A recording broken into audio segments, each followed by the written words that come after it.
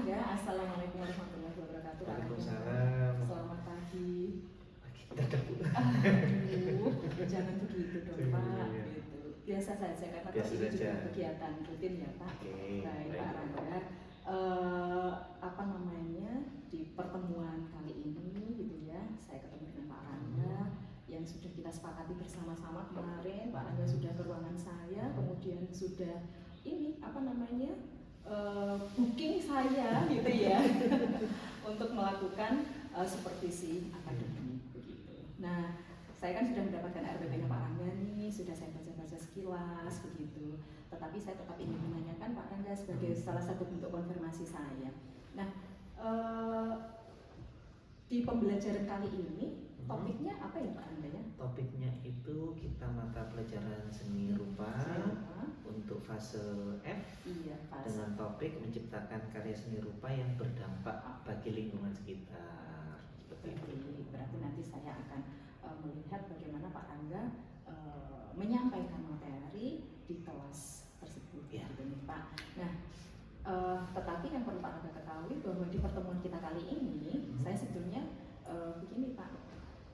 Di supervisi ini saya tidak akan berniat untuk menilai Bapak ya, jadi Bapak nanti mohon untuk natural saja, biasa saja begitu, tetapi kita niatkan atau saya niatkan untuk belajar bersama dengan Bapak. Baik Bu. Jadi bagaimana kemudian nanti Bapak bisa menciptakan pembelajaran seni rupa gitu ya, yang berkesadaran gitu, kemudian bermakna dan juga menggembirakan bagi anak-anak. Jangan lupa karena mungkin tidak semua anak bisa menggambar ya Pak. Nanti bagaimana kemudian trik-trik dari Pak Rangga untuk bisa membuat pembelajaran seni rupa itu menjadi Iya.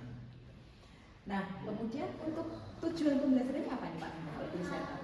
Tujuannya yaitu anak-anak atau peserta didik itu mampu menggunakan kemampuan, kekuatan, potensi diri dalam bekerja secara individu maupun berkelompok untuk menciptakan sebuah karya seni yang memiliki dampak bagi pribadi ataupun lingkungan sosialnya. Itu tujuannya. Baik, Pak. Nah, ketika Pak Rangga tadi sudah menyampaikan tujuan tersebut, ya, maka saya jadi tertarik ini model pembelajaran yang nanti akan Pak Rangga terapkan itu apa Pak di kelas tersebut? Untuk model pembelajarannya waktu itu kita menggunakan model apa ya Bu ya, project based learning. Project based learning. Project based learning. Jadi anak-anak itu dari awal sudah tahu, mereka sudah mengidentifikasi sebuah masalah yang ada di lingkungan rumahnya, misalnya masalah banjir. Nanti masalah itu dibawa menjadi sebuah proyek karya seni rupa, begitu. Jadi betul-betul nanti di proses pembelajaran itu menghasilkan sebuah proyek yang berdampak, menghasilkan sebuah aksi nyata. Ya, karena anak-anak kan nggak semuanya bisa menggambar Bu ya. Jadi karya seni rupa yang berdampak itu bisa dalam format poster, bisa dalam format infografis, yang suka bikin karikatur dalam bentuk karikatur, bebas pokoknya. Yang penting masuk kategori karya seni rupa. Oke. Nah, kemudian ini Pak, dari materi yang tadi akan Bapak sampaikan, itu untuk media yang akan dipakai apa? Media yang digunakan standar sih Bu ya, jadi kita gunakan LCD karena materinya kan kita sudah taruh di barcode, jadi mereka bisa memilih materi yang mana. Kalau kamu suka baca, pilih barcode itu. Kalau kamu suka video, pilih barcode itu. Jadi mereka bisa mendapatkan materi sesuai dengan gaya belajar mereka, seperti itu. Berdiferensiasi sekali ya. Berdiferensiasi sekali. Luar biasa. Pasti nanti saya sudah membayangkan pembelajaran di kelas pasti akan menyenangkan untuk anak. Ya, tapi kan namanya seni Bu ya. Anak-anak pasti alasannya saya nggak bakat Pak, saya nggak minat Pak, seperti itu. Oke. Tapi tidak apa-apa. Saya yakin Pak Rangga bisa.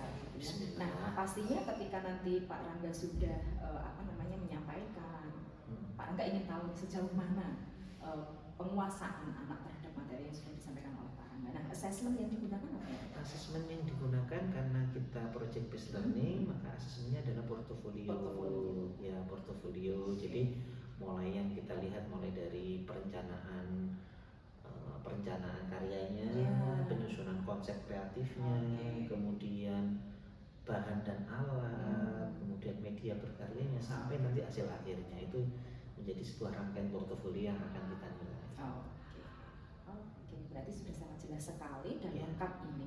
Nah, sebelum nanti saya masuk di kelas Pak Rangga, Iya. kita buat kesepakatan dulu ya Pak. Nah, Pak Rangga ingin apa nih? Saya ingin fokus mengamati apa nanti di kelasnya Pak Rangga. Kalau fokus apa ya Bu ya? Ibu bisa fokus pada kegiatan ketika anak-anak berkarya. Oh gitu. Karena ketika proses identifikasinya kan sudah lewat. Iya. Nah, ini sudah pertemuan yang kedua ya. Jadi anak-anak sekarang proses berkarya, nanti ibu bisa melihat bagaimana anak-anak menjalankan sintak-sintak dari PJBL. Oke, berarti nanti saya akan memfokuskan pada bagaimana kemudian nanti anak menjalankan atau melengkapi sintak-sintak. Betul. Ya, oke. Saya kira cukup Pak Rangga untuk percakapan pra-observasi kita kali ini. Saya sudah tidak sabar nanti kita kalau tidak salah nanti jam ke-5-6 ya Pak? Udah Bu, jam terakhir Bu. Jam terakhir. Habis istirahat Bu. Wah, Capek ini Bu. ya, Semoga tetap semangat Bu. Semangat. Saya yakin Pak Rangga bisa dan seni menjadi pembelajaran yang menyenangkan buat anak. Begitu Pak Rangga, terima Ya, Bu. kasih. Nanti saya Mohon panggil nanti saya kalau sudah masuk. dihubungi ya Pak. Ya. Siapa tahu saya lupa. Itu Oke, saja. betul. Assalamualaikum warahmatullahi wabarakatuh Pak Rangga. Waalaikumsalam. Cut on. Oke. Wah, gimana Pak Rangga? Gimana Bu, anak-anak Bu ya? Lucu ya?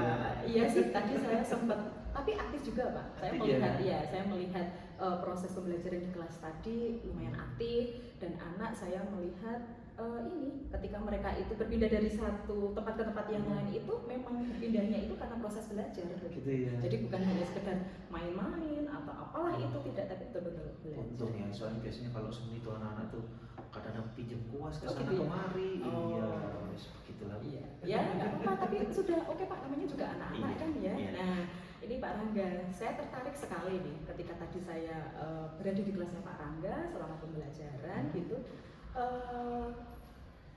Menurut Pak Rangga, gitu ya, menurut Pak Rangga, apa yang sudah baik yang sudah Pak Rangga lakukan gitu ya di proses pembelajaran menurut Pak Rangga? Yang sudah baik ya, Iya. yang sudah baik itu saya sudah berusaha memberikan pembelajaran yang berpihak pada murid. Nah, jadi biasanya kan kalau kita dulu ya Bu ya, ketika pelajaran seni rupa kan medianya seni lukis ya harus Iya. pakai kanvas, pakai kuas. Nah, sekarang saya coba kalau anak-anak Digital. sukanya digital, kita berikan digital pakai aplikasi Sketchbook, Infinity. Kemudian kalau yang sukanya memang pakai cat air ya pakai cat air, suka pensil warna silakan. Saya berusaha. Oke, ya sih tadi sudah terlihat itu betul-betul anak terfasilitasi, betul-betul terfasilitasi. Nah, kalau tadi kan terkait dengan sesuatu yang sudah baik yang dilakukan Pak Rangga ya. Kemudian kalau tantangannya apa ini Pak Rangga? Tantangannya itu saya di sintak PJBL itu kadang-kadang saya sering terbolak-balik. Tapi saya melihatnya begitu tuh. Pak Terbolak-balik. Rangga kayaknya ini kebalik ini nih. Terus Iya. akhirnya tapi saya melihat jenengan bisa switch langsung. Ya, gitu. kadang-kadang kita nggak fokus Iya. ya. Saking asiknya Pak. Iya. Asiknya belajar. Asiknya berkarya kita nggak fokus, ternyata sintaknya kebolak-balik. Itu mungkin tantangannya. Oke. Jadi itu yang nanti perlu ya Pak, tantangan dari Pak Rangga. Iya. Ya. Kemudian ini Pak, menurut Pak Rangga, kegiatan seperti apa sih yang bisa membuat siswa itu lebih lebih tertarik, lebih ekspresif untuk mengeluarkan ide-idenya dalam materi seni rupa yang tadi sudah atau seni budaya yang tadi sudah Pak Rangga lakukan. Dari awal ketika kita membuka pelajaran itu kita sudah harus tahu nih, minatnya anak-anak itu kemana. Iya. Minat seni rupa itu misalnya sekarang lagi trennya seperti ini Pak, nah kita ikuti. Trennya seperti ini, nah kita ikuti. Kemudian itu kita akomodir ke dalam sintak-sintaknya PJBL, sehingga nanti di dalam pembelajaran itu misalnya kerja kelompok nih, nah kerja kelompok yang seperti apa yang kita gunakan? Apakah menggunakan kerja kelompok yang tipe start atau pembelajaran yang tipe ini, nah itu yang coba saya akomodir. Saya membuat catatan ya Pak agar ke depan nanti Pak Rangga nanti kita bisa melakukan refleksi bersama-sama. Baik. Kemudian Pak ini kalau tadi Pak Rangga Rangga kan sudah menerapkan model pembelajaran PJBL ya begitu. Nah, kalau dari model pembelajaran tadi itu kira-kira Pak Rangga butuh pelatihan atau pendampingan apa yang untuk tadi kan Pak Rangga sudah menyampaikan pandangannya, ternyata masih kebolak-balik ini. Masih kebolak-balik, betul. Nah, Pak Rangga butuh apa ya? Saya butuh itu banyak Bu sebetulnya. Pertama, di dalam PJBL itu kan ada sintak yang seperti menggali pertanyaan. Nah, menggali pertanyaan ini saya masih belum bisa. Oh gitu. Dari segi anak-anak, saya memantiknya anak-anak itu biar pertanyaan itu bukan dari saya, tapi dari anak-anak. Nah, itu cara saya biar anak-anak itu muncul pertanyaan-pertanyaan dari mereka. Itu. Kemudian asesmen karena saya seni, saya kan tahunya ya di portofolio.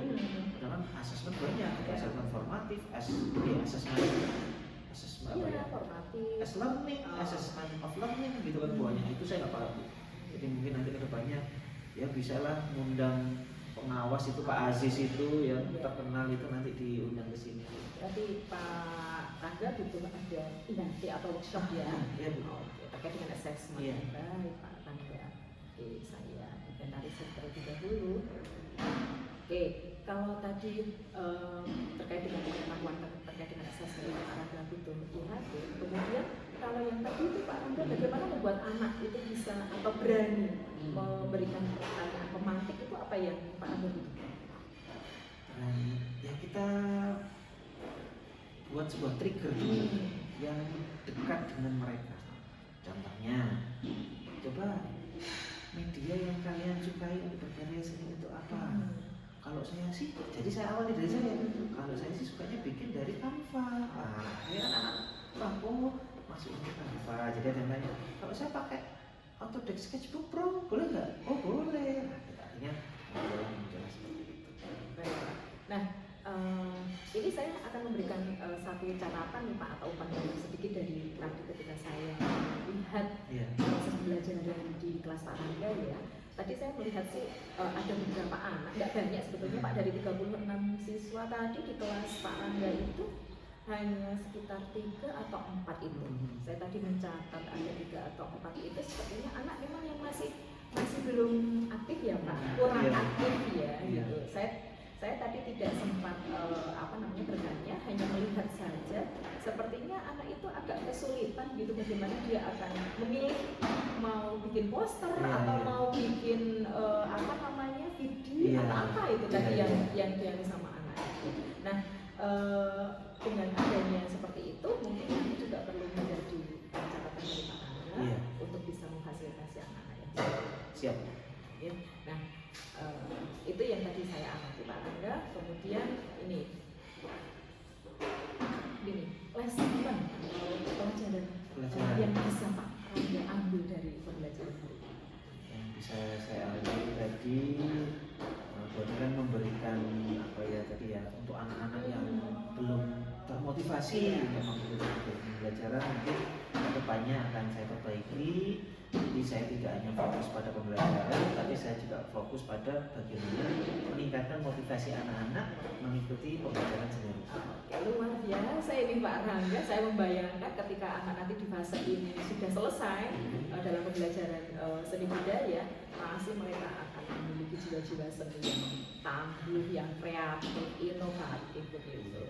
Cukup Pak Rangga sepertinya menarik sekali pembicaraan kita kali ini. Semoga ini apa-apa yang tadi sudah disampaikan baik saya maupun Pak Rangga bisa menjadi catatan-catatan penting untuk kedepannya. Terima kasih Bu Ani, saya sudah ditunggu Pak Sobir di iya, hati-hati ya. Terima kasih Pak Rangga. Assalamualaikum. Waalaikumsalam.